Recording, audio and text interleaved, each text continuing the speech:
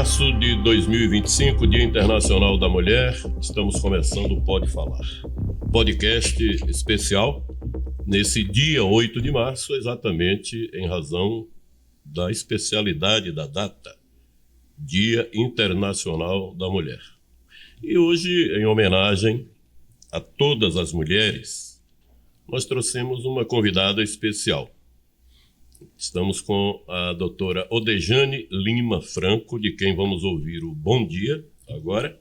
Posteriormente, eu vou falar um pouquinho do histórico dela, do currículo dela, e na sequência falaremos sobre o que a trouxe aqui ao nosso programa de hoje, além da homenagem que estaremos fazendo a ela e, por tabela, a todas as mulheres que estão nos ouvindo e vendo neste momento. Doutora Odejane Lima Franco, advogada.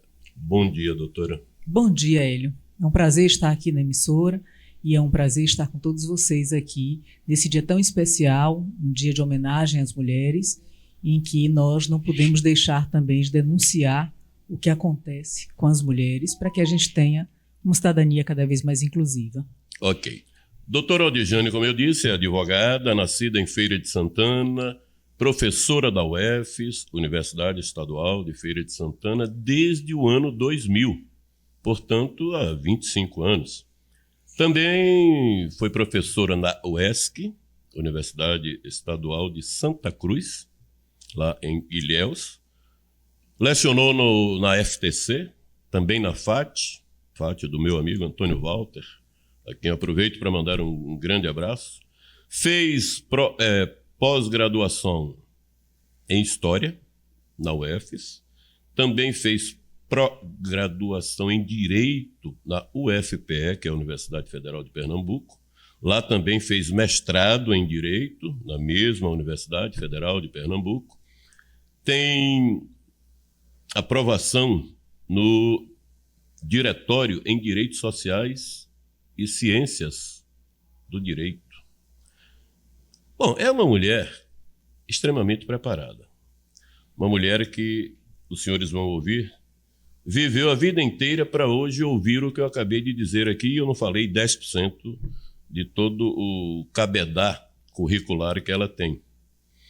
Mas, como nem tudo são flores, nesse dia 8 de março, Dia Internacional da Mulher, algumas delas não têm muito o que comemorar. E me parece que a doutora Odejane é uma delas.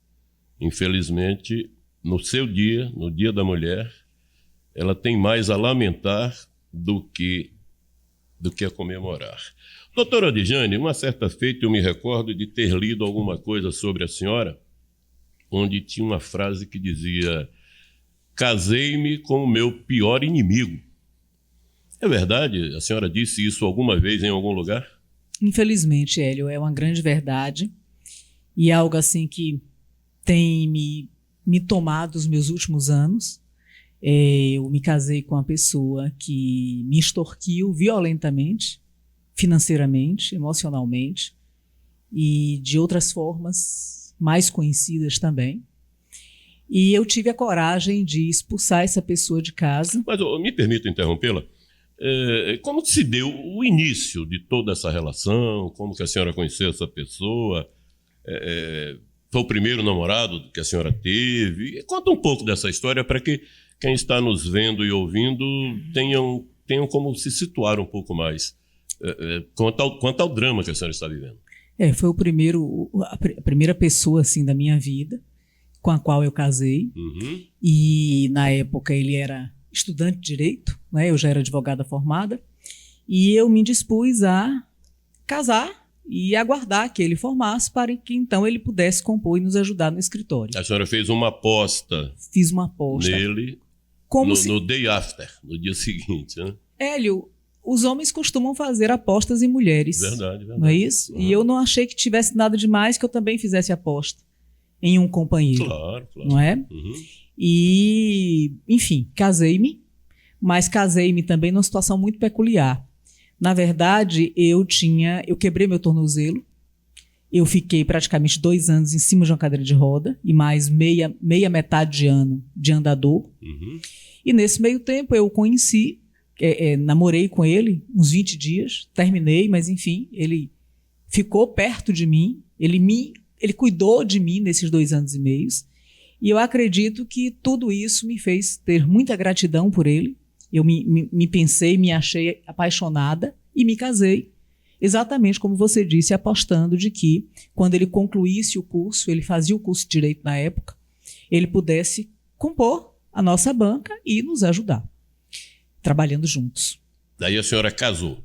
Casei. No início é tudo lindo, maravilhoso, são flores normalmente em todos os começos, em todos os inícios. Mas quando e como começou a se delinear esse drama com o qual a senhora se bate com ele hoje, com esse drama?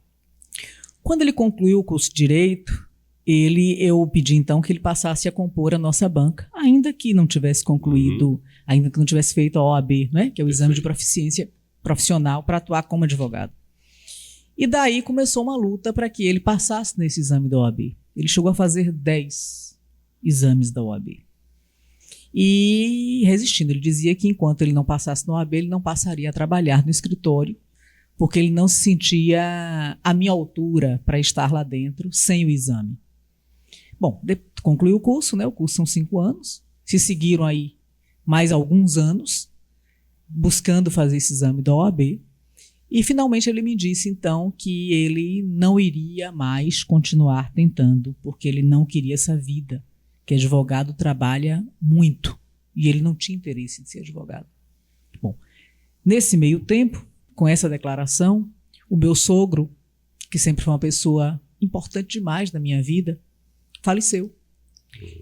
E era meu sogro que cuidava do meu relacionamento. Meu sogro estava lá praticamente todos os dias, né, almoçava comigo todos os dias, quase todos os dias, e me dizia: minha filha, você casou com um moleque, que é meu filho, mas você já tem 2 filhos com ele, e é interessante que você busque, por favor, levar à frente esse relacionamento.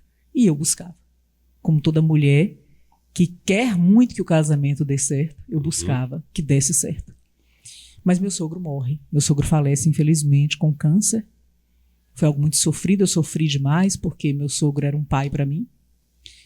E depois disso foi insustentável. A situação... Aí começou o seu martírio. O martírio com essa pessoa já existia, mas vamos dizer que ele piorou exponencialmente. Ao mesmo tempo, eu levei minha sogra para morar comigo, depois que meu sogro morreu. Eu não concebia que ela ficasse sozinha. E o maltrato que passou a acontecer comigo e com a mãe dele, dentro da minha casa, é algo surreal. Eu nunca tinha... Esse maltrato com a senhora chegou a ser físico? Também. Também. E assim, me perdoe com desdobramentos que eu não gostaria de falar. Fique à vontade. O que a senhora achar que deve, com relação que não a isso, deve dizer, fique à vontade. Eu não consigo falar. Uhum. Mas assim, com relação às questões físicas, os desdobramentos físicos. Mas assim, a extorsão que já existia, mas existia de forma velada, eu emprestava e ele não me pagava, não é? Mas ele me dava cheques, enfim. Extorsão financeira. Financeira. A senhora está falando agora de grana, de dinheiro. Que sempre existiu. Desde o início do casamento, eu emprestava valores e ele me dava cheques. Acredito que uns 350, 400 cheques que sumiram todos, né? Que sumiram depois.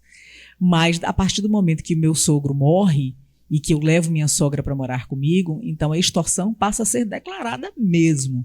Então eu passei com... A falta do pai dele realmente mudou tudo.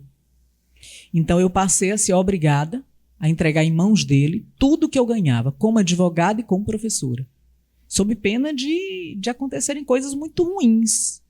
Então as discussões... Peraí, deixa eu ver se eu entendi. O que a senhora ganhava do seu laboro como advogada, como professora, a senhora era, digamos, forçada por ele a entregar em mãos dele, e a senhora fazia isso? Eu tinha que fazer. Mediante? Eu tinha que fazer, porque... Ameaças? Mais do que isso. Mais do que isso, velho. Em casa, inclusive, nos autos da medida protetiva, nós levamos várias testemunhas para depor.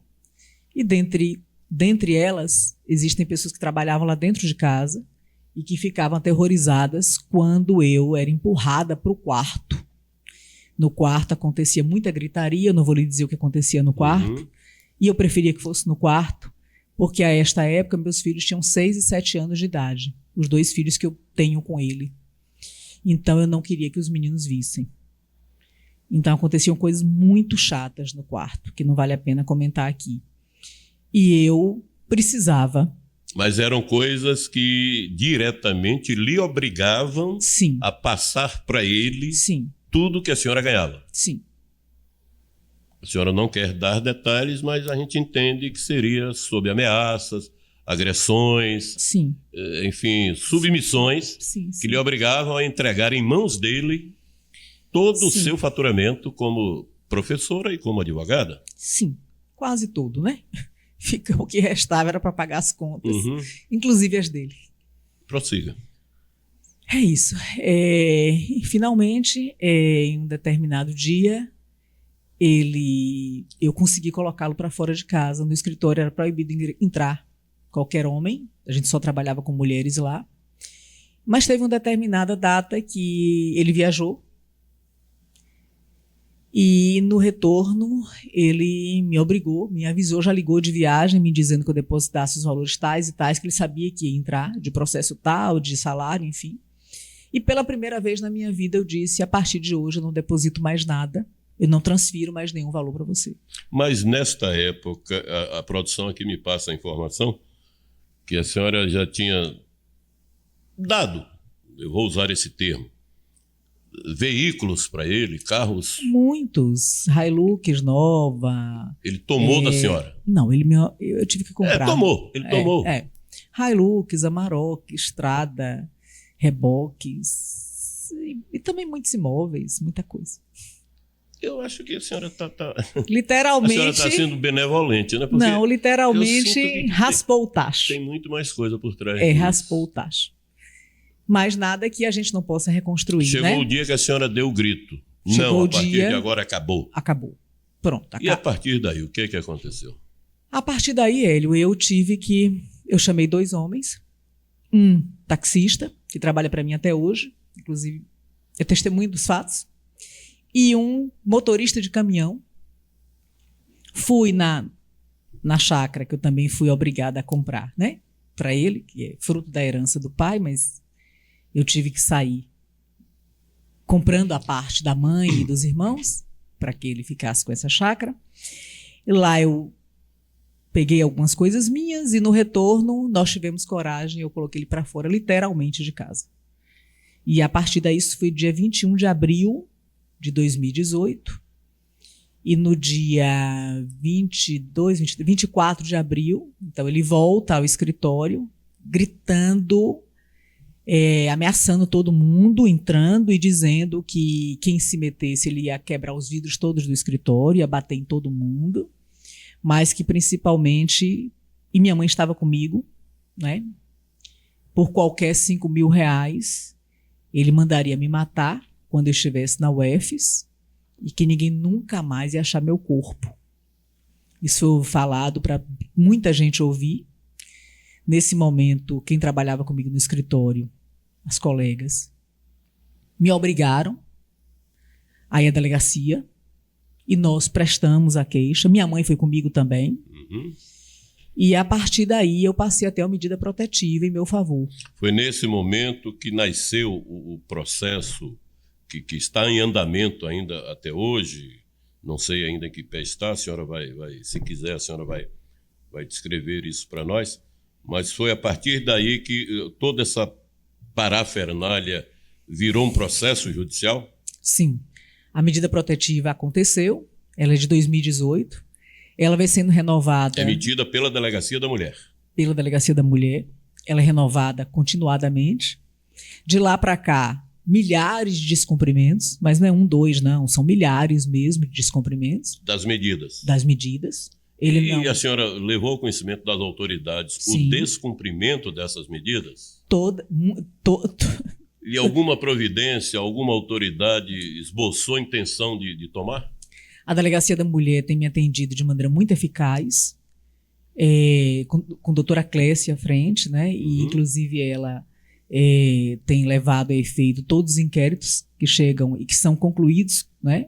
Com a rapidez possível, né? Que a gente sabe. Aproveitar e parabenizá-la também pelo Dia da Mulher. A grande mulher, né?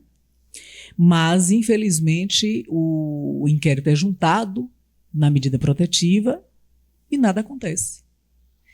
Curiosamente, foi inclusive, né, importante dizer, foi decretada a prisão dele. Nós tínhamos à frente um promotor muitíssimo laborador e que decretou a prisão dele. Ele ficou foragido, doutor André Garcia, ele ficou foragido 60 dias e depois que ele ficou foragido, mudou de promotor, entrou uma promotora e a partir daí nada mais aconteceu. Foi revogada a prisão preventiva dele, ele foi premiado, né? Ele foi revogada? Agraciado, Depois... Mas com qual argumento quem revogou tomou essa decisão? Pois é, foi revogada a prisão inexplicavelmente, depois que ele ficou foragido 60 dias, e a partir daí nada mais aconteceu no processo. Quer dizer, nada mais aconteceu no que diz respeito à decretação de prisão dele, porque de descumprimento aconteceram milhares, e a nova promotora que ingressou no processo, à frente da questão da violência da mulher em Feira de Santana, ela disse literalmente no processo ipsilíteris que ela não ia se pronunciar. Ué, mas não é esse o papel dela? Sim. Um dos papéis da promotoria? Sim. E ela alegou o quê para afirmar que não iria se pronunciar? Não, ela não justifica. Ela simplesmente diz que ela não vai se pronunciar. Não vai se manifestar. E aconteceram outros descumprimentos, e mais outros, e mais outros. Então, quando tudo isso aconteceu, eu fui... meu caso gerou uma repercussão muito grande. Eu passei a ser acolhida pela Prefeitura de Feira de Santana, com relação aos órgãos de proteção à mulher. Eu passei a ter junto de mim assistente social, que se interessou pelo caso.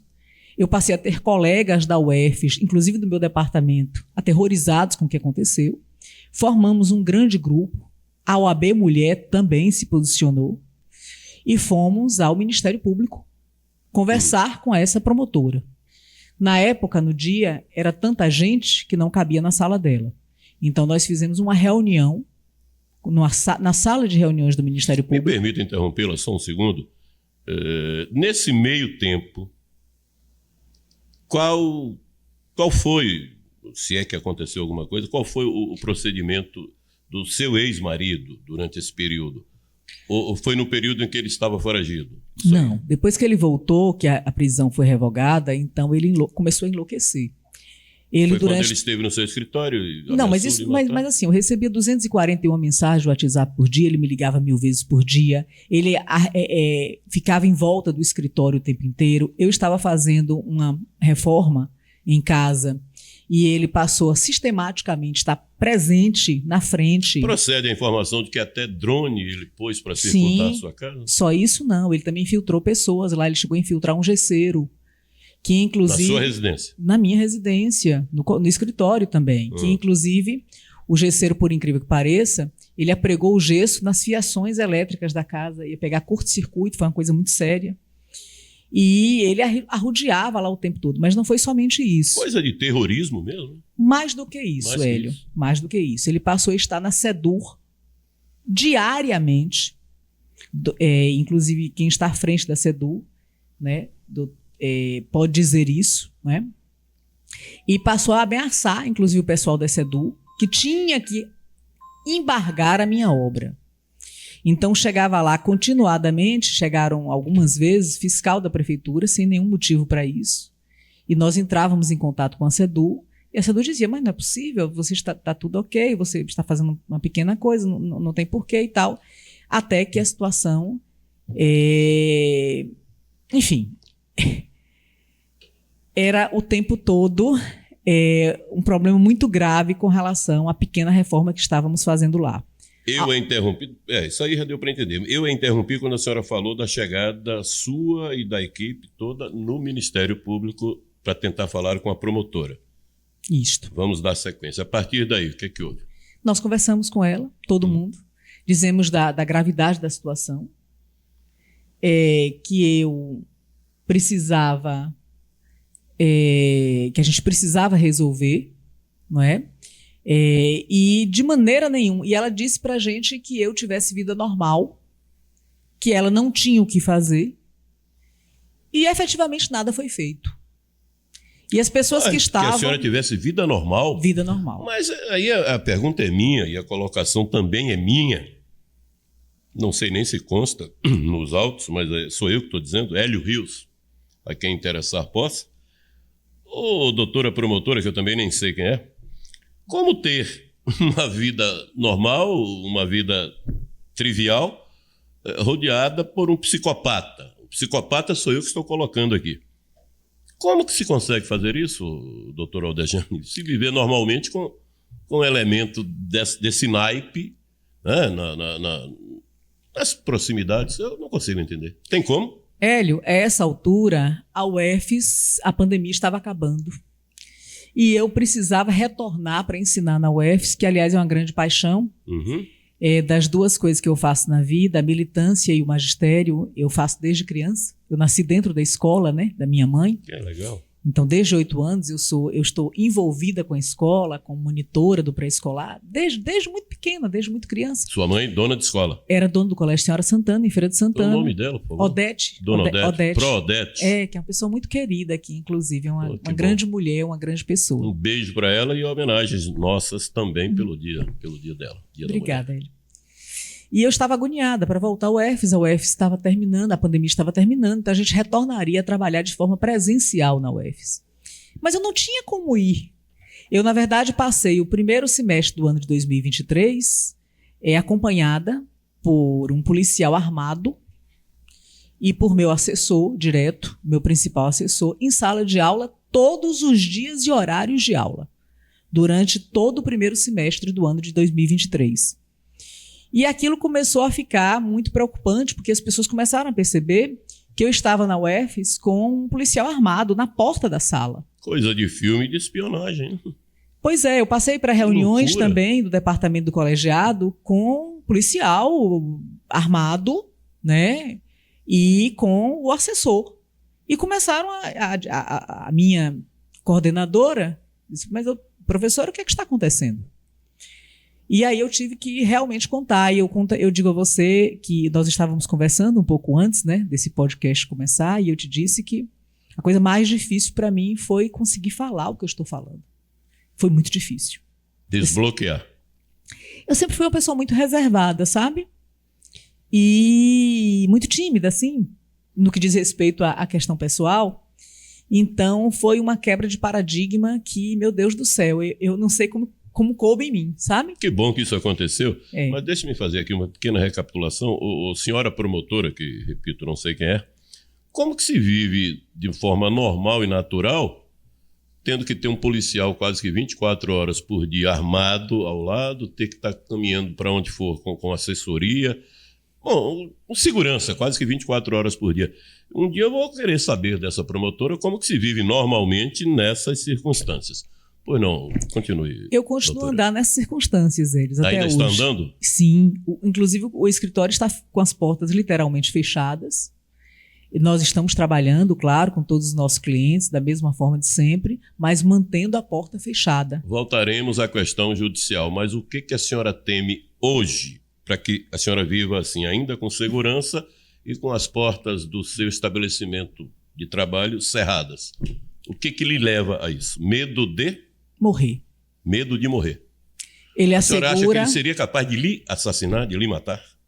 Hélio, eu sei que é duro perguntar. Eu acabei de mudar os meus filhos de escola. E eu não vou dizer aqui em que escola eles estão estudando, por uma medida de segurança. Uhum. Mas até o ano passado, o meu agressor estava indo à escola dos meus filhos, tirá-los da sala de aula para mandar avisar a mim que ele estava trabalhando de noite. Aliás, o trabalhando de noite está também nas mensagens do WhatsApp que ele me manda, está provado. Eu não estou precisando provar nada contra ele, porque está tudo confessado. A senhora tem tudo isso documentado. Documentado. Eu estou vendo, né? Aqui. Ele disse que está trabalhando de noite para acabar com a minha vida pessoal e profissional, mas que se ele não conseguir, ele me mata. Então ele avisou meus filhos, né, algumas vezes, dentro da escola, tirava da sala de aula, e os meninos iam achando que o pai foi vê-los com saudade, já que não procura por eles hora nenhuma. E, na verdade, era para avisar: olha, sua mãe está como? Está muito mal? Diga a ela que ela vai ficar pior. Vai ter novidade todo dia. Eu estou trabalhando de noite para isso. Mas diga a ela também que se tudo que eu estiver fazendo não der certo, que eu a mato. Que eu vou matá-la, sem dúvida nenhuma. Mandou um recado deste tipo pelas crianças? Algumas vezes. Não foi uma vez só? Não. Inclusive, o meu filho mais velho sofreu tanto com isso que perdeu de ano. A pressão psicológica foi assim arrasadora. Doutora Adejane, hoje a senhora diria que seus filhos sofrem algum tipo de sequelas? Passam por alguma situação sequelada em razão de ter ouvido essas coisas do próprio pai? Hélio, eu penso que o diálogo é a melhor forma de se tratar um ser humano. E eu tenho dialogado muito com eles para isso. Eu torço que eles fiquem cada vez melhores. Eu torço que sim. A gente tem conversado muito, tem procurado apoios, né? Mas, enfim, a situação foi muito complicada, muito difícil. Então eu não tinha como ter vida normal, não é? Com essa situação toda, inclusive sem ter condição de abrir as portas do meu escritório, sem ter condição de ensinar presencialmente na UFES. O que a promotora me disse, que eu tivesse vida normal, não era possível, não é? Minha vida não está normal, inclusive até agora. Tudo isso que a senhora acaba de relatar aqui para nós, tudo isso é do conhecimento da justiça? Sim, sim. Aconteceu, Hélio, é importante dizer, depois disso tudo, nós então descobrimos a razão em virtude da qual a promotora não agia. Não é? A senhora acabou descobrindo o porquê? Sim.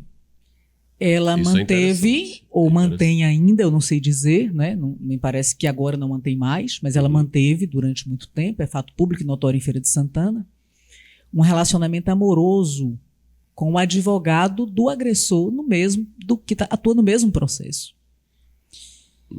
Então, o advogado do seu ex-marido, sim, do seu agressor, do seu opressor, sim, esse advogado teve um romance, um namoro, sei lá o quê. Eu acredito, segundo todo mundo sabe, é uma convivência mesmo. Chegaram a conviver maritalmente sim, com a promotora. Sim. Isso, então, a senhora acredita tenha sido o motivo pela qual ela se disse impedida, ou não disse nada e não quis se pronunciar? Não, ela não se deu por impedida. Ela trabalhou 4 anos no processo, não é isso? Só que sem admitir tomar qualquer medida contra o agressor. Então, nós fomos ao Ministério Público, nós fomos com algumas deputadas da bancada feminina da ALBA. O meu caso chegou até lá, a repercussão foi muito grande. E nós fomos com as deputadas no gabinete da chefia do Ministério Público. O caso chegou à Assembleia Legislativa do Estado da Bahia? Sim. E essas deputadas, independentemente de partido, se juntaram, foram comigo até o gabinete da chefe do Ministério Público na Bahia, doutora Norma, que me disse: doutora Adejane, ingresse imediatamente com exceção de suspeição contra a promotora. Imediatamente. E chegando à feira, eu ingressei com exceção de suspeição, logo em seguida, e a promotora se deu, então, por impedida. Ela acolheu a suspeição e se afastou do processo. Depois desses 4 anos de inanição, né? O que choca, Hélio, eu não atuo no direito penal, é que os descumprimentos todos que aconteceram, e foram muitos, não geraram a prisão do agressor logo em seguida, porque, segundo o promotor que reassumiu o caso, eles perderam a contemporaneidade. Pelo fato de que ele sumiu durante 60 dias? Não, ele sumiu 60 dias no início da medida protetiva. Tá. No início da medida protetiva, que ele garantiu que me matava na UFES por qualquer R$5.000, que ele ia contratar alguém para isso e que ia sumir com o corpo, foi decretada a prisão. Ele ficou 60 dias foragido. Em seguida, mudou o promotor, passou a ser essa promotora. Essa foi revogada a prisão. Aconteceram milhares de descumprimentos, que nunca acontecia nada com ele. E aí, eu fui à Assembleia Legislativa, fui lá à doutora Norma, do Ministério Público, e ela me disse, entre com a exceção de suspeição, entre com esse recurso para afastá-la do processo. E ela foi afastada do processo. Mas, inclusive, acolheu as razões. E 4 anos, ficou-se, então, milhares de descumprimentos ocorridos, nenhuma punição a ele, e eu questionei, poxa, se a promotora ela se deu por impedida, se ela não podia trabalhar, então a prisão dele tem que ser decretada imediatamente, porque todos os atos dela são nulos. Uhum. Se ela se dá por impedida, tudo que aconteceu anteriormente é de uma nulidade absoluta no processo. Mas aí me foi dito, não é, pelo novo promotor, que reassumiu o caso, que os fatos perderam a contemporaneidade. Então, que como demorou um pouco para que tomasse providência, que não se podia tomar providência mais. Bom, aí, no caso, a senhora vai ter ou teria que reiniciar todo o processo? Não, a gente teria que aguardar novos descumprimentos. Que efetivamente aconteceram e acontecem e estão acontecendo o tempo todo. Porque ele não tem nenhum receio, ele diz isso em alto e bom som, nem de polícia, nem de promotor, nem de juiz. Ele está acima do bem e do mal? Curiosamente, sim. Confesso a ti que eu não tenho entendido. Eu entendi a situação da promotora, não é? Mas tem uma série de coisas que eu ainda não estou entendendo, que acredito que algum dia a gente vai entender. Mas, efetivamente, nós temos descumprimentos sérios. Sim, em seguida, esse promotor que reassumiu, ele ingressou em meu favor com uma ação de stalking, de perseguição. Uhum. E depois, agora, por último, a promotora que está atuando no caso, que esse promotor, infelizmente, foi promovido para Salvador. Então, reassumiu agora, por último, uma nova promotora, já a terceira uma promotora, né, o terceiro promotor. E ela ingressou agora com a ação, um novo crime, uma nova ação de descumprimento, que por hora não tem tido nenhuma resolução, porque o juiz da vara da violência, ele se deu por impedido, passou para essa juíza que substitui ele, e ela agora disse que ela também não atua. Então nós estamos querendo entender quem é que vai presidir a demanda. A senhora acredita que... eu também não estou entendendo como que coisas dessa natureza podem acontecer, mas a senhora, militante do direito, a senhora acredita que seu ex-marido pode estar, sei lá de que forma, mas influenciando alguém lá dentro que está, sei lá, colocando o dedo no suspiro e por isso as coisas não andam? Hélio, eu acredito primeiro em Deus e segundo no direito. Não é? Eu não tenho como imaginar que alguém possa fazer isso eu não posso, nos bastidores do direito. Como operador do direito, eu não posso acreditar nisso. Uhum. Não é? Mas, ao mesmo tempo, está tudo muito estranho. No entanto, ele me mandou uma série de mensagens no WhatsApp, que nós fizemos, inclusive, ata notarial. Ele, seu ex-marido. Ele, meu ex-marido. Fique bem claro isso. E ele diz claramente que a Arapuca está armada, que é para mim se ligar, que ele tem os poderes dele, não é? Que todo mundo fica bobo com os poderes que ele tem, né? Aqui está, eu estou inclusive lendo aqui. Uhum. Estou trabalhando dia e noite. Palavras dele. Via WhatsApp. Com ata notarial. Nós tivemos esse cuidado de ir até cartório para que eles dissecassem o meu celular, que está inclusive aqui e pode ser visto por quem quiser também. Estou trabalhando de noite, mas você vai ver que eu vou conseguir. Muito trabalho, mas o povo fica besta comigo. Consigo tudo. Palavras dele. Palavras dele. Tem mais, né? Tem mais algumas coisas. Mais algumas ameaças aí que ele faz tem mais. pelo WhatsApp. Não, tem mais. A situação não ficou por aí. Ele ingressou também, ele foi até o meu órgão de classe. A OAB? A OAB. Ele também fez com que surgissem ações de apropriação indébita onde eu supostamente teria lesado algum cliente. E foi essa denúncia, né? Essa ação de representação de suposta apropriação indébita que fez com que eu ficasse suspensa com a minha carteira de habilitação suspensa por 3 meses em Feira de Santana, na Bahia. A OAB suspendeu a senhora? Sim. Mas lhe chamaram para dar a sua versão, para lhe ouvirem? Não. Simplesmente suspenderam Sim. o seu direito de advogar? Sim, por 3 meses. Eu, infelizmente, não posso entrar em tantos detalhes com relação a isto, porque os processos existem processos que nós estamos aí tramitando na OAB, sim, são sigilosos, por força. Processos que lhes são favoráveis. Que a senhora foi quem impetrou? Na verdade, assim, a minha habilitação foi suspensa por 3 meses. Sim. Surgiram representações contra mim de ex-clientes, que ele garante aqui na mensagem do WhatsApp que é ele que está organizando. Eu vou, inclusive, ler aqui a mensagem do WhatsApp dele. Além da suspensão, que gerou um processo. Perfeito.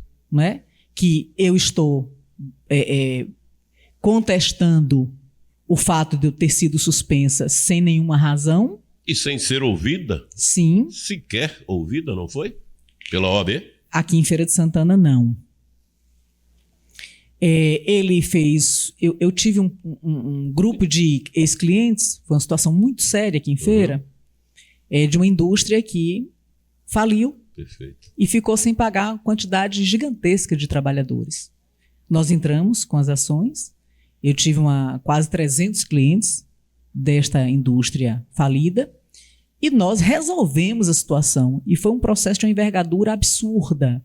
O TRT, a penhora unificada, tomou a frente. Imagina. E nós conseguimos resolver. E ele fez um grupo com esses ex-clientes. E ele diz aqui, né? E ele fez com que... Aqui ele diz que ele está chamando todo mundo, várias pessoas, para entrarem com representação contra mim. Observe, depois que os processos acabaram e que os clientes receberam os seus valores. Então, os clientes entraram com um processo contra mim, através de representação encomendada por ele, dizendo que o INSS, que a Justiça do Trabalho cobrou, estava alto e a culpa era minha. Eu não tenho como cobrar, né? INSS não sei o que cobra, é a Justiça. Que eu tinha cobrado um valor maior do que o contrato determinava, quando, na verdade, eu cobrei valores muito menores que o contrato determinava. E a senhora tem como provar isso? Provei em todos os processos, né? E eu não entendia por que os clientes tinham feito aquilo. E aí ele me manda a mensagem no WhatsApp dizendo: vai também, estou chamando todos os clientes, vão todos para a OAB, vou levar todos. Estou lendo aqui a mensagem de WhatsApp dele. Tudo por minha conta.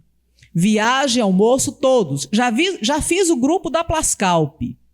São vários, mas estou na luta, trabalhando de noite. Falei para ela me acompanhar lá na OAB. Estou trabalhando de noite, mas você vai ver que vou conseguir. Muito trabalho. Mas o povo fica besta comigo. Consigo tudo. Tive reunião hoje na OAB, conversando com o presidente e ouvidores. Tô nem aí.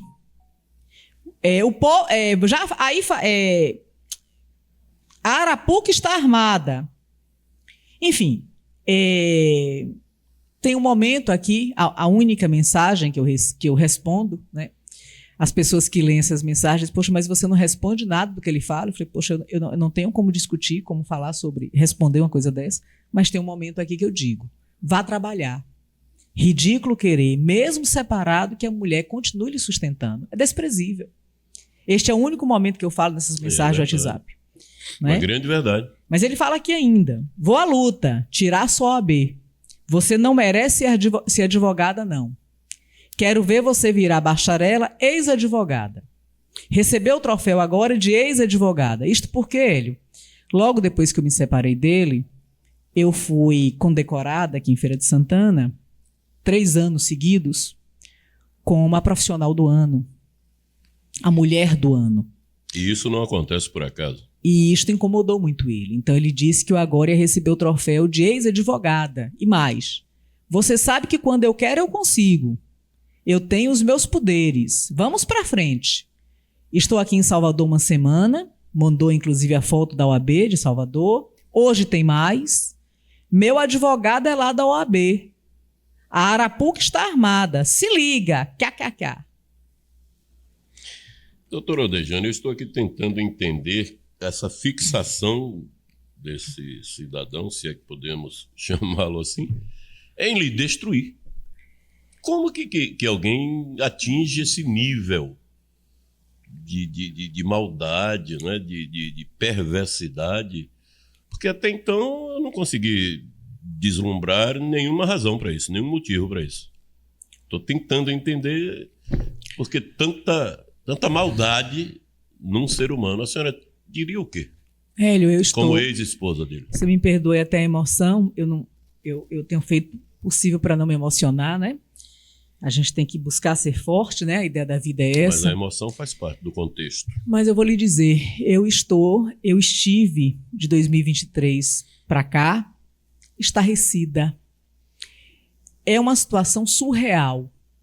Ele de fato me prometeu, quando estávamos nos separando, que se eu não ficasse com ele, que ele ia passar a inventar 1000 mentiras sobre mim.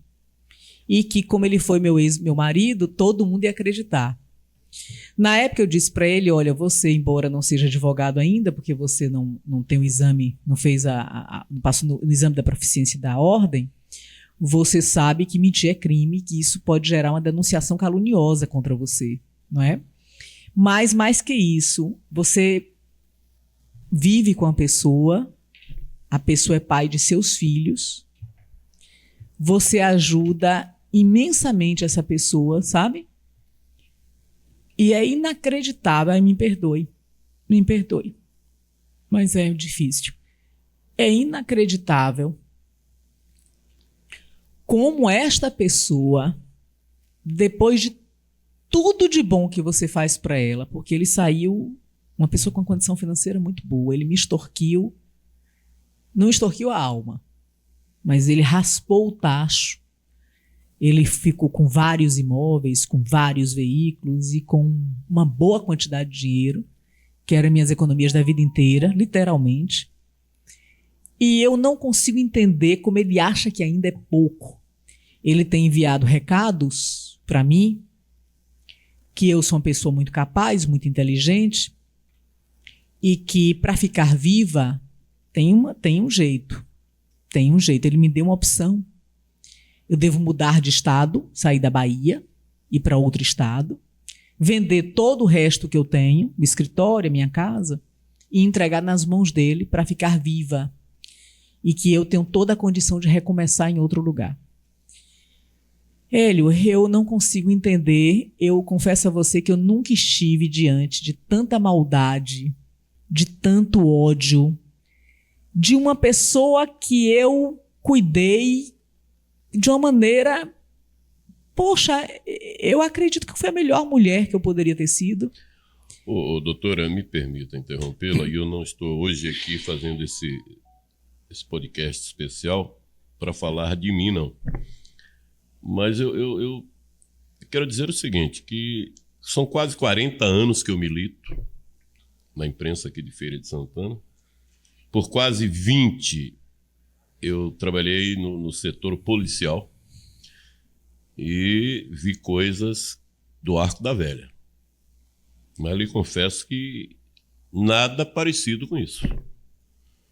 Porque, como a senhora acabou de narrar, o cara sai de uma relação com dinheiro, com grana, muita grana, carros, no plural, carros, Hilux, Amarok, Estrada. Troller. Deu um troller de presente, né? A senhora deu para ele. É. Imóveis. Sim. E ele continua nessa sana, porque eu não consigo ver isso de outra forma do que sendo uma sei lá, uma gana criminosa, assassina, Porque ele disse que vai lhe matar. Vai me matar. A senhora está com a sua vida nas mãos dele, sim, entre aspas. Sim. Ô, doutora... E é este o motivo em virtude do qual, Hélio, eu tive a coragem, ajudada por muita gente boa que chegou perto de mim. De deixar de ficar calada. Sim, e esta foi a coisa mais difícil, talvez uma das coisas mais difíceis que eu já tenha feito na minha vida. Eu imagino. Mas tudo isso, nesse nível que a senhora acaba de colocar, tudo isso é do conhecimento da justiça? É do conhecimento da justiça. E ninguém diz nada, ninguém toma nenhuma iniciativa? Eu não estou compreendendo. E eu preciso de uma resposta. Eu preciso voltar à vida. Em que vara está o seu processo? Na vara da violência contra a mulher. Aqui em Feira de Santana. Aqui em Feira de Santana. Tudo isso que a senhora está narrando, e talvez alguma coisa a mais que a senhora ainda vá dizer, tudo isso está nos autos do processo? Está nos autos do processo, Hélio. Eu quero te falar mais uma coisa. A medida protetiva, que me foi concedida em 2018, ano atrasado, ela foi também estendida aos meus filhos. Então, o Ministério Público, junto com o juízo da vara da violência contra a mulher, entendeu que ele é uma pessoa extremamente perigosa e que estava fazendo muito mal aos filhos menores. Então, os filhos passaram também a serem protegidos pela medida protetiva. E, não obstante isto, ele busca os meninos o tempo todo. Ele vai na escola atrás dos meninos, ele encontra, eu não sei como lhe dizer, ele encontra os meninos no meio da rua, ele obriga os meninos a entrarem no carro para renovar as ameaças de morte contra mim. Outra coisa, nós tínhamos falado que existiram duas ações também, né, de apropriação indébita, não é? Que ele gerou contra mim. Eu não sei se você vai me perguntar sobre isso, não é? Mas é algo também muito sério. E nelas, o juízo reconhece em sentença que o que aconteceu foi uma trama dele para me prejudicar, a trama para me extorquir mais. Existe uma sentença dando conta disso? Sim. E isso está passando pelo julgo da justiça assim como se fosse uma coisa trivial? Pipoquinha de final de semana no cinema? Não, já foi resolvido, né? Inclusive foi em virtude disso que eu fui suspensa, né? Uma das razões da minha suspensão da minha habilitação profissional foi por conta... Sim, mas a senhora acabou de dizer que a justiça... justiça... Fui absolvida. Foi absolvida. Mas antes da sentença eu fui suspensa 3 meses. Esse rapaz ele deve realmente ser de outro planeta, né?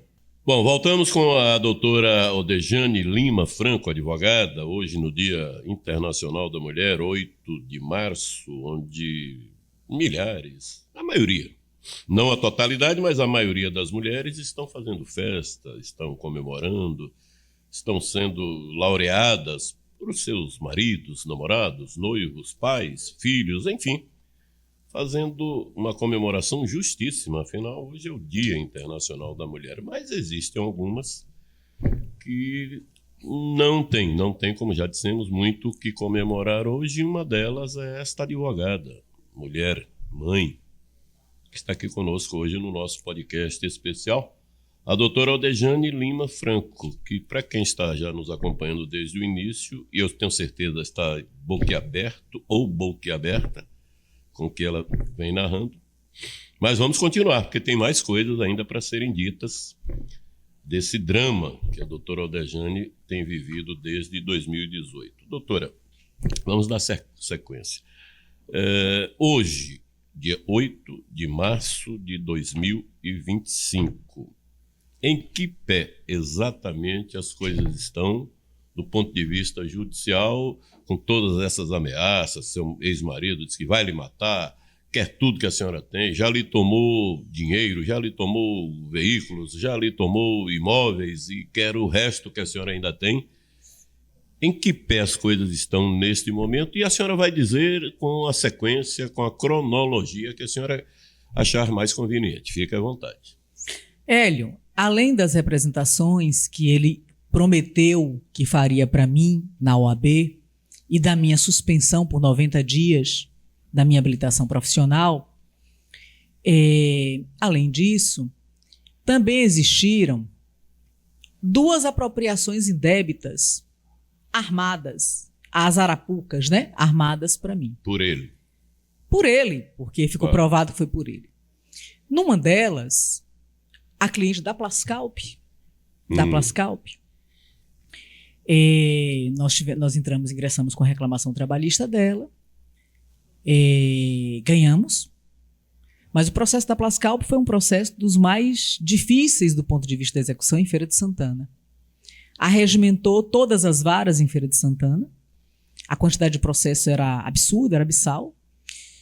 Foi para o juiz de conciliação de 2º grau, demorou uns 5 anos, e finalmente chegou à penhora unificada do TRT, à frente com 2 magnânimas juízas, hoje desembargadora, doutora Ana Paola, e com a doutora Mônica Sapucaia, uma grande juíza, que foi, infelizmente, promovida para Salvador, que atuava aqui em Feira de Santana. Infelizmente para nós. Para nós.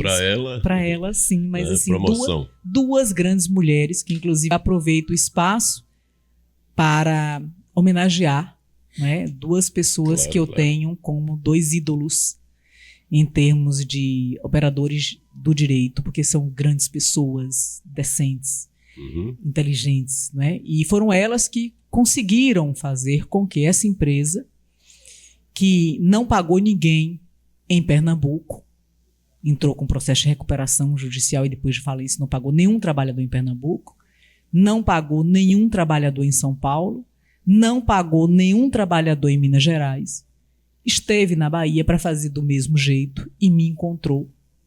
E eu, juntamente com o Poder Judiciário, conseguimos fazer com que todos os trabalhadores recebessem, mas não 80%, 90%, mas 100% de todos os seus créditos. Inclusive, este processo está terminando este ano, espero que este ano termine. Nós estamos concluindo o processo, porque foi feita uma penhora unificada, onde colocou-se todos os trabalhadores, eles recebiam pela ordem de propositura da ação, ou pessoas mais velhas, primeiro, doentes, enfim. E esta cliente, nós ganhamos o processo dela em 2008, mas essa penhora unificada ela só foi concluída 10 anos depois. Nesse meio tempo, essa cliente mudou-se de Feira de Santana e foi para uma cidade que eu conheço muito agora, principalmente por conta dela. Ela era funcionária da Plascalp? Era funcionária da Plascalp, participou em 2008 das 2 audiências que existiram no processo dela. Nós ganhamos o processo dela, mas aí começou a corrida para a gente conseguir resolver essa execução, que foi sangrenta, eu lhe diria. Para você ter ideia, a sentença final deste processo teve 204 folhas. Nossa. Se descobriu umas 40 empresas laranjas e uns 80 pessoas físicas envolvidas. A penhora aconteceu de bens no Brasil inteiro. Foi algo realmente gigante para a Justiça do Trabalho. Perfeito. Mas essa cliente que foi para Santa Catarina, onde é que ela entra no processo? Essa cliente mudou-se para Balneário Camboriú, em Santa Catarina. Mas nós não sabíamos disso.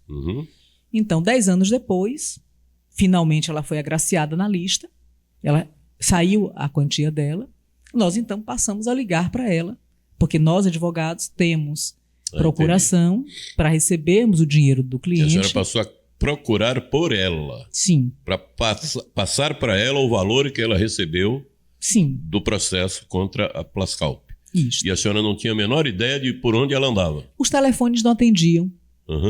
Ela não deixou e-mail. Ela não deixou nenhum dado bancário.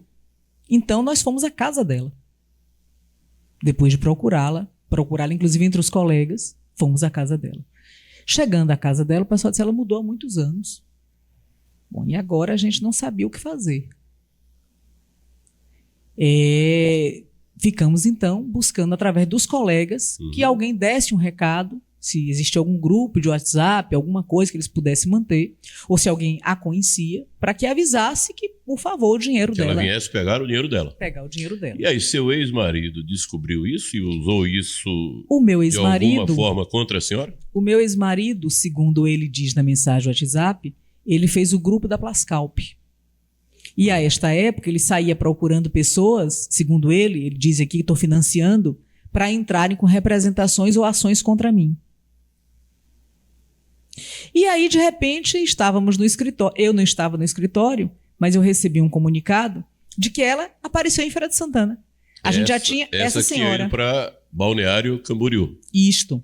Nós ficamos alguns meses com o valor dela lá no escritório e ela finalmente aparece no escritório.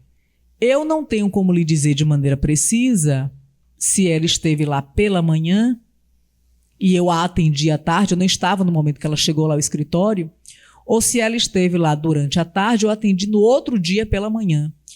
Não passou 24 horas do momento que ela chegou para o momento que nós realizamos o pagamento. Ela não tinha nenhuma conta bancária. E nós, então, fizemos o pagamento dela através de cheque. Uhum. Pagamos, inclusive, com correção e juros, porque tinha ficado alguns meses com a gente, o valor, e tudo certo. Pagamos a ela. Para minha surpresa, 9 meses depois que ela recebeu o dinheiro, agradeceu, nós ficamos muito chateados na época. Eu falei, meu amor, você sumiu sem deixar telefone, e-mail, dado bancário. Doutora, eu não tenho conta bancária até hoje. E-mail também não tenho, eu sou uma pessoa mais velha, eu não tenho e-mail, não sei mexer com isso. E realmente eu mudei de telefone e esqueci de passar para o escritório. Eu tenho já 9 ou 10 anos, 8 anos, sei lá, porque o processo aconteceu, a gente passou 10 anos para receber, mas ela logo em seguida, logo depois das audiências, que aconteceram uma depois da outra, ela se mudou para esse estado. E eu realmente esqueci de passar para o escritório o telefone. Eu falei, mas isso é muito sério, porque a gente recebeu o seu valor, nós estávamos agoniados para lhe pagar. Não, mas tudo bem, resolveu. 9 meses depois, Hélio, para minha grande surpresa, eu recebi no escritório uma intimação, uma citação de apropriação indébita. Envolvendo esse processo valor, dessa senhora. Sim. Bom, isso aí é articulação, então, do seu ex-marido. Nós ficamos estarrecidos. Eu imagino. Não é? Com essa situação. E hoje, o juiz que atuou neste processo, que prolatou a sentença, ele foi afastado pelo Tribunal de Justiça. Segundo se disse, porque ele é doente e tem problemas de saúde mentais, né? Muito sérios. Segundo se disse, segundo a mídia publicou. Ele foi afastado, ele hoje não é mais juiz. Ele foi afastado, ele perdeu a toga. E nós estamos em grau de recurso resolvendo essa questão. Sim, mas foi seu ex-marido que gerou essa situação? Ela, no escritório, depois disso, ela me disse que ela levou essa notícia ao Ministério Público por conta dele, né? Ele conseguiu localizá-la. Sim. E a convenceu a lhe acionar na justiça, foi isso? Ela, inclusive, quando nós perguntamos, ela disse para mim que quem fez tudo isso foi uma pessoa que a orientou, mas que ela não ia dizer quem era. Para nós ficou muito claro, não é, que foi ele. Eu não tenho como lhe dizer precisamente, mas ela disse que tudo que ela fez, e chorou muito e se arrependeu depois, conversando comigo, mas que foi porque ela foi orientada a fazer isso. E nós ficamos muito espantados, porque em nenhum momento nós ficamos com valor nenhum de cliente. A gente não pagou a ela imediatamente, porque ela mudou de estado, ela ficou lá 10 anos, né? Então a gente não tinha como fazer de outra maneira. Doutora Odejane. Mas observe, essa não foi a única apropriação indébita. Da qual a senhora foi vítima, injustamente acusada. Sim, teve uma outra. Por ele, imagina. Não, essa declaradamente ele esteve como testemunha, inclusive, da pessoa. Ele também diz nessa outra apropriação indébita que aconteceu na 2ª Vara Crime, aqui em Feira de Santana. Ele foi presente como testemunha e ele disse que eu supostamente teria roubado o dinheiro de uma cliente. Então, eu pedi a quebra do sigilo bancário meu, da cliente, de todo mundo, né? E a juíza constatou que, na verdade, foi uma armação, está lá na sentença, uma armação dele para me extorquir. E eu fui absolvida. E essa é uma das grandes razões em virtude das quais eu fui suspensa. A minha carteira né? Mas, enfim, com relação à OAB, eu não posso entrar em maiores detalhes. Perfeito. Por conta do sigilo que o Estatuto da Ordem me exige. Mas a Justiça, segundo sua narrativa, reconheceu que, na verdade, o que houve foi uma tentativa, mais uma, pelo que eu estou entendendo, tentativa de extorsão dele. Sim. Mas e aí isso não deu em nada contra ele? Porque a Justiça entendeu, ele tentou lhe extorquir. Isto. Isso está explícito nos autos. Isto. Na sentença, existe uma sentença. Existe uma sentença. Isso não gera nenhuma punição? Da qual ele recorreu. Ah. Está no Tribunal de Justiça, ele recorre. Ainda tramita.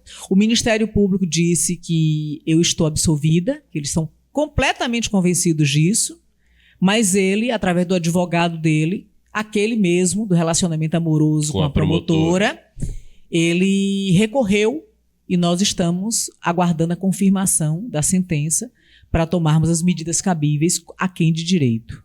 Não é? A senhora falou de promotoria pública. Eu queria também que a senhora fizesse uma dissertação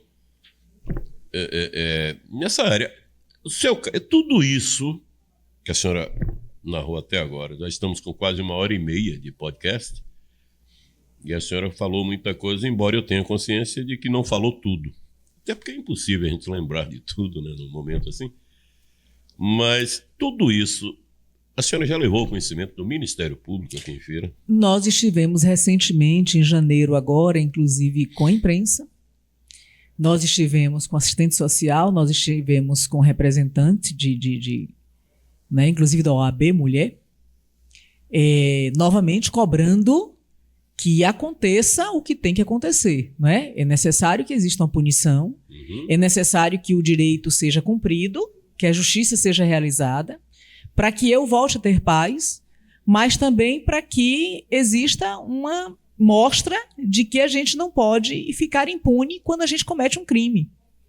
Na verdade, é uma situação muito grave, tudo que tem acontecido comigo, que graças a Deus eu estou tendo a força para resolver, mas que pode acontecer com qualquer mulher. Sim, claro, pode. Pode acontecer, inclusive, com qualquer homem, né? De repente, pode uma mulher se chatear e ir lá no órgão de classe dele, né? E denunciá-lo, ele, de repente, ter a suspensão de sua habilitação profissional. E também pode sofrer processo-crime, pode sofrer representação. Então, isso precisa ser mostrado e denunciado para iluminar o próprio Poder Judiciário, para que a gente dê firmeza a que as normas jurídicas tenham que ser cumpridas, para que não aconteça mais esse tipo de coisa. Então, eu estou aqui por mim, porque eu preciso voltar à vida. Eu confesso a você que estou com muito medo de morrer ainda, principalmente agora, que tudo está sendo resolvido, que infelizmente nada está dando certo para ele, infelizmente para ele, porque a verdade ela tem que aparecer. Mais cedo ou mais tarde, ela sempre aparece. Não é? Então, mas ele garante que se nada der certo, que ele vai me matar. Então eu estou com muito medo. E também estou aqui para mostrar o que está acontecendo, porque isso não pode se repetir com outras pessoas que de repente talvez não tenham a condição que eu estou tendo para lutar contra isso. Eu compreendo a sua condição de advogada, lhe faz ter muita cautela quando trata desse tipo de assunto, mas eu vou insistir. O Ministério Público, pelo que a senhora disse, já tem conhecimento, mas já tomou alguma iniciativa? Alguém já lhe disse alguma coisa? Algum alento a senhora já percebeu do Ministério Público para com esse problema, esse drama que a senhora vive? Hélio, no final de janeiro, agora em janeiro deste ano, nós estivemos novamente no Ministério Público. Novamente em reunião. Mas é o que eu quero saber. Lá, o que a senhora foi recebida como? A promotora me recebeu, a promotora que assumiu o caso agora por último, e me disse que vai se posicionar. Vai. Ainda não. Mas ela disse no processo que ia adverti-lo. Inicialmente ela disse que ia pedir, e ela realmente pediu, né, no parecer dela, que ele fosse admoestado, adverti-lo, para cumprir as medidas protetivas. Mas peraí. E nós explicamos logo em seguida que ele foi admoestado milhões de vezes, né? Ele só não cumpre. Desculpe a minha ignorância, doutora, mas como que a promotoria diz que vai pedir que ele seja notificado. Vamos usar assim uma linguagem bem mais popular. Eu não sei se tecnicamente eu estou dentro do padrão, mas a promotoria vai pedir que um sujeito seja notificado, seja chamado a atenção. Um cara que está ameaçando matar. Desde 2018. Literalmente, está ameaçando matar alguém, e o Ministério Público diz que vai notificá-lo. Sim. Vai só chamar a atenção. Cara, tem alguma coisa que não está batendo aí. Nós não estamos entendendo o que está acontecendo. Eu também passei a não entender agora absolutamente nada, porque em casos de menor porte, muito menor que esse, e aí eu repito, eu militei quase 20 anos no jornalismo policial, casos de infinitamente menor porte que esse, eu já vi o sujeito descer para presídio. Eu já vi. E o cara disse, eu vou matar. E a promotoria, aliás, o Ministério Público se predispõe a chamar a atenção apenas do sujeito? Hélio, aconteceu agora por último questões muito sérias relacionadas inclusive à própria imprensa. No ano passado, 2 grandes jornais aqui da cidade, 2 jornais representativos da cidade, me procuraram para fazer uma matéria sobre tudo que está acontecendo, né? É importante dizer que ele diz aqui na mensagem do WhatsApp que ele tem os poderes dele, né? Eu lembro. E os poderes dele parece que são muito fortes. Não, são superpoderes. São superpoderes. Eu não sei quais poderes são esses, mas ele garante que ele tem os poderes dele. Super-homem, é fichinha perto dele, pelo visto. Estranhamente. Mas 2 jornais estiveram no escritório, fizeram a matéria, buscaram pessoas, fizeram toda uma pesquisa, mas na hora de publicar, desistiram. Por influência dele? O primeiro jornal me disse que depois que buscou as pessoas envolvidas e ele falou com ele, desistiu de fazer. E o segundo jornal, e isso está em inquérito, ele buscou os filhos, o próprio jornalista e os filhos do jornalista e os ameaçou. E eles, com receio das ameaças, desistiram de publicar. E isso faz parte de inquérito policial que está em curso na DEAN, com essas 2 empresas de jornalismo daqui de Feira, 2 jornais de circulação daqui de Feira de Santana. Os 2 jornais que circulam em Feira de Santana, né? E nós estamos aguardando o desfecho, mais descumprimentos, né? Você, inclusive, sofre o risco de ser advertido também por ele. Por ele. Aguardo que ele faça isso. Pronto, ele tem advertido, entre aspas, né? Eu aguardo pela advertência dele. Muito séria todo mundo que se envolve no caso. Mas isso porque ele certamente tem superpoderes. Deve ser. Que perpassa a tudo, né? É verdade. Estranhamente.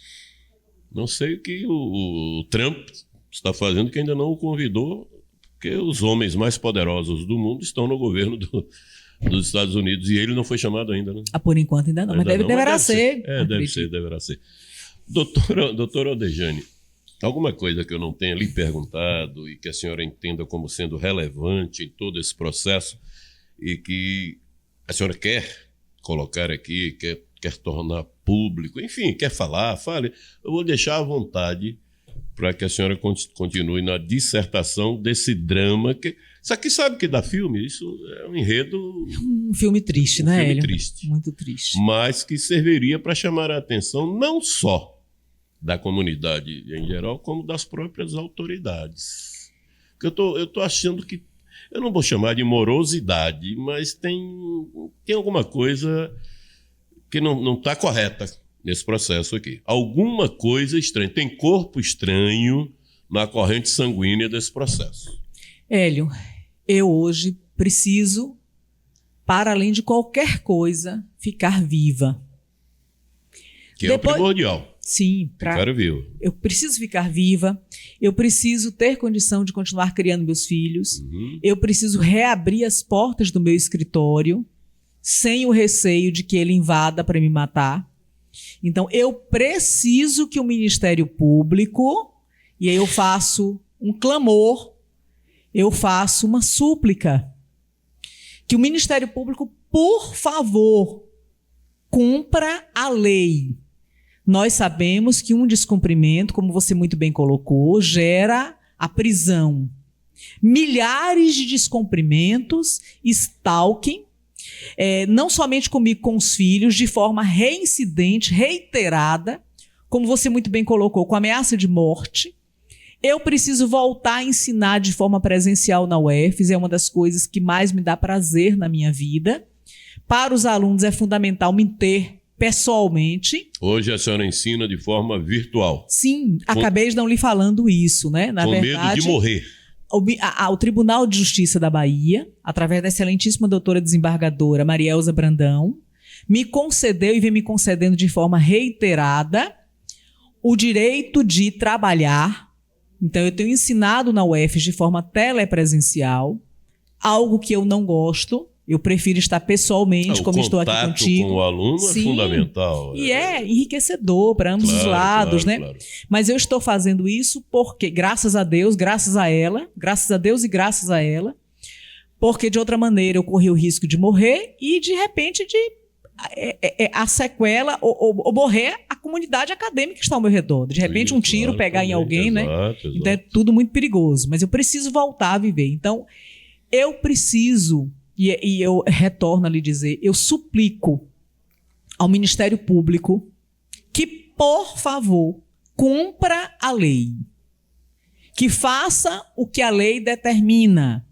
Que, diante de tantos descumprimentos, que aconteça uma punição efetiva para que isto acabe. Eu preciso, não porque sou melhor ou pior do que ninguém, mas porque sou uma pessoa. Eu preciso ficar viva. Eu tenho direito à vida. Eu preciso continuar cuidando dos meus filhos, preciso seguir cuidando da minha mãe, da minha família. Eu preciso sair de casa. Eu tenho ficado encarcerada desde o ano 2023, literalmente dentro de casa. Então, isto tem que acabar. Nós precisamos colocar os pontos nos is. E quem te fala aqui é uma mulher que, como você disse, realmente sou uma pessoa guerreira. O trabalho, para mim, o compromisso é a coisa mais importante da minha vida, e não faço isso por benevolência, porque é nossa obrigação, e que precisa mostrar esse compromisso meu, se estende à comunidade. Eu preciso mostrar o que está acontecendo comigo. Eu tive coragem de falar, de quebrar esse silêncio, porque talvez milhares de mulheres, talvez de homens, não é? A gente viu também no Fantástico há um tempo atrás o stalking feito por uma mulher, não foi isso? Contra um homem. Então, assim, nós precisamos denunciar para que as pessoas não tenham a sua habilitação suspensa por 3 meses, para que as pessoas não tenham ação de apropriação indébita do que nunca ficaram, do que nunca pegaram contra si, para que as pessoas tenham o direito de terminar um relacionamento e continuar vivas, porque não somos propriedades de ninguém. Perfeito. Não é razoável que isso continue acontecendo. Então, meu muito obrigada. Muito obrigada. Quando a senhora fala de habilitação, eu só quero aqui esclarecer para quem está nos vendo, nos ouvindo agora através do podcast, que no caso dela é habilitação como advogada. Suspenderam a carteirinha que dá direito a ela advogar nesse processo todo que nós estamos aqui narrando desde o início. Durante 90 dias. Então você veja que a minha reputação ela foi arranhada de maneira muito séria. Esse apelo dramático que a senhora acaba de fazer aí ao Ministério Público, agora sim. E ao Poder Judiciário, o juiz que está à frente dos processos. Mas no caso do Ministério, se a senhora fez aí um apelo dramático ao Ministério, isso responde à minha pergunta. E, pelo visto, o Ministério está deixando um pouco a desejar. E eu quero reiterar esse apelo que a senhora fez aqui e fazer minhas as suas palavras. Por favor, Ministério Público, membros, integrantes do Ministério Público, se posicionem. Vamos esperar que essa mulher seja assassinada, que essa mulher seja morta, quem sabe até na presença dos filhos, para que vocês se manifestem e tomem uma providência. Eu espero que não. Eu espero que não. Até porque a estatística ela é grande, os números são robustos de feminicídio, de agressões contra a mulher, enfim, de uma situação da qual nós gostaríamos de não estar falando aqui agora, dessa situação que está vivendo a doutora Odejane. Então, por favor, se posicionem e tomem providências que sejam cabíveis numa situação dramática como essa que essa mulher está vivendo. Não é justo que isso continue. Doutora Odejane, quer dizer mais alguma coisa? Tem mais alguma coisa para colocar? Eu quero agradecê-la mais uma vez pela presença, pela coragem, e aí eu não vou agradecer, eu quero me congratular com a senhora pela sua coragem, e tomara que isso influencie muitas outras, como a senhora pediu aí, para que tenham a mesma coragem, né? Para que se libertem dos grilhões do medo, do terror, porque na verdade é isso que acaba calando a maioria das mulheres, é o medo de morrer, é o terror de ver filhos sofrendo em consequência da denúncia, enfim, mas o pior de tudo isso é ficar calado e vivendo esse tipo de drama. Que bom que a senhora resolveu não mais ficar calada. Hélio, eu quero viver. Eu quero ficar viva. Eu preciso que seja assegurado o meu direito à vida. Eu preciso ficar viva para continuar o meu trilhar, para que eu possa sustentar os meus filhos, para que eu possa cuidar da minha família. Não é possível que eu seja obrigada a ficar presa a uma pessoa que eu já me separei, eu já me divorciei dele, inclusive, ano passado. Outra coisa importante que eu não disse é que eu casei com ele em separação total de bens. Eu não devia ter entregue a ele nenhum real, de nada. A propósito, ele nunca contribuiu com nenhuma despesa na casa. Nunca. A senhora não tinha dito. Separação total de bens. Total de bens. Foi esse o regime da sua união matrimonial com ele? Sim, e eu já me divorciei também. E, no entanto, também. Ele levou Amarok, levou Hilux, levou reboque, levou uns 4 ou 5 ou 6 imóveis, dinheiro. Um valor expressivo. Dinheiro, todas as minhas economias da vida inteira, literalmente. Não é? Mas eu me casei com ele em separação total de bens. Eu já me divorciei dele também. Então, este rapaz precisa me esquecer, retomar a vida dele, ser feliz e me deixar em paz. Inclusive, ele não paga a pensão dos filhos também, não é? E ainda não foi preso por isso também, não é? Precisa ser preso por isso também. Mas, enfim, eu estou muito surpresa porque a minha militância em feira é muito forte, muito séria, e a gente resolve tudo com muita desenvoltura, mas, por incrível que pareça, com relação à minha pessoa, está acontecendo o contrário que acontece com todos os meus processos, de uma maneira geral. O Poder Judiciário de Feira de Santana, tanto a Justiça Federal Comum, quanto a Justiça Federal Especializada, a Justiça do Trabalho, quanto o Fórum Estadual, é composto de pessoas a quem eu tenho muito apreço, muito admiração e respeito, e em que os meus processos têm muito êxito. Aliás, a minha vida é uma amostra disso. Agora, com relação a esta questão que envolve o meu ex-marido, pessoal minha, está acontecendo o contrário do que acontece comigo a vida inteira. Todos os veículos estão sem combustível. Estranhamente. Não Será que porque eu sou advogada e não mereço nenhum tipo de proteção?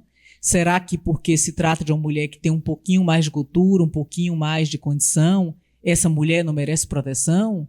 Eu cheguei a ouvir lá em Salvador, por uma Secretaria de Estado, inicialmente, depois isso mudou, que eu era uma mulher branca. Então, que uma mulher branca, a princípio, não precisaria de proteção. Isso a minha assistente social ouviu. Né? Então, isso é um absurdo, né? As pessoas brancas, negras, japonesas, amarelas, repete aí, pardas, doutora, onde é que foi dito isso? Numa secretaria do Estado, uma coordenadora da secretaria disse para mim e a minha assistente social que me acompanhava na época, que inclusive surgiu na minha vida, sabendo da minha situação e voluntariamente passou a me ajudar, Branca Virgínia, uma pessoa que eu tenho muito apreço e muito respeito, e ela ficou apavorada, que eu era uma mulher com a condição financeira razoável e que eu tinha um pouco de cultura, e principalmente que eu era uma mulher branca. Então, que uma mulher branca, a princípio, não precisa de proteção. As mulheres precisam de proteção, independentemente do credo, independentemente da condição social, independentemente da cultura, independentemente da cor da pele. Claro. São pessoas. E aí eu termino, Hélio, novamente agradecendo a todos vocês e suplicando ao Ministério Público e ao Poder Judiciário que, pelo amor de Deus, cumpram a lei e permitam que eu fique viva. Muito obrigada.